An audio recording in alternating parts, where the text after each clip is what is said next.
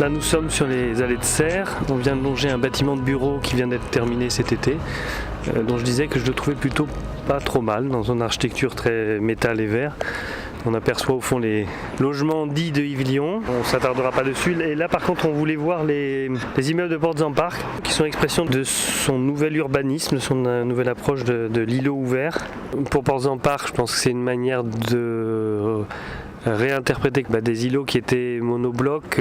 Là la volonté de Portes-en-Parc c'était de les aérer, de jouer aussi sur des volumes qui sont un petit peu plus hauts que ce qu'on avait autrefois. Donc une ville, une façade plus transparente, plus ouverte, plus respirante peut-être par rapport aux îlots classiques qui étaient effectivement des îlots fermés.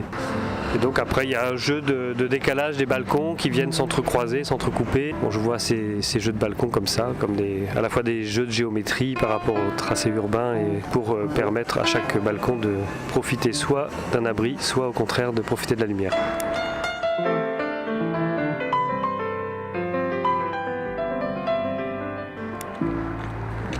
Là on s'approche maintenant, après avoir longé l'hôtel Ibis, on est toujours sur les allées de Serres, on s'approche du pôle de gestion qui a été conçu et construit par Lacaton et Vassal, des architectes bordelais très connus localement. Leur démarche, enfin une de leurs démarches, c'est effectivement de proposer dans le cadre du budget qui est alloué à l'opération plus de surface que demandé. La question qu'on peut se poser, c'est effectivement est-ce que en utilisant l'enveloppe pour plus de surface, ce n'est pas un petit peu au détriment de la qualité technique du bâtiment, à défaut de dire qualité architecturale.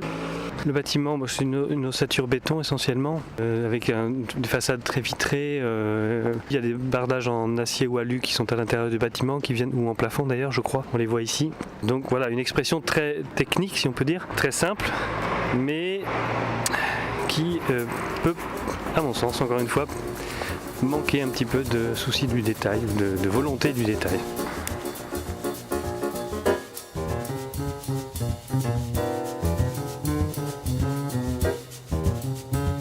Voilà, maintenant on est devant le grand côté du Mégarama, puisqu'on l'appelle comme ça maintenant, qui était la gare d'Orléans. Ce n'est pas la première gare de Bordeaux, mais en tout cas la première gare qui a permis au train venant de Paris d'arriver sur Bordeaux avant que le train traverse la Garonne. Donc c'est une gare terminale qui était une gare en U avec ces deux longs pans, dont un qui longe la rue Serres et l'autre qui est de l'autre côté, qui est maintenant longé par la BPSO de Villemotte, et qui avait sa façade principale avec deux grands pavillons de part et d'autre, sa façade principale face à la Garonne. Donc un emplacement assez extraordinaire pour un bâtiment comme ça. Arrivé à Bordeaux en arrivant face à la Garonne, je pense que ça devait être un événement assez jouissif. Bon, aujourd'hui, depuis je sais pas 10 ans, 15 ans, le bâtiment a été phagocyté, si on peut dire, envahi par toute la structure du Mégarama, du nouveau cinéma, après qu'elle ait subi quand même de fortes dégradations. Donc moi, c'est vrai que j'ai toujours un peu une nostalgie de ce bâtiment qui n'avait plus sa verrière quand je l'ai connu, mais qui avait encore cette grande cour et dont j'ai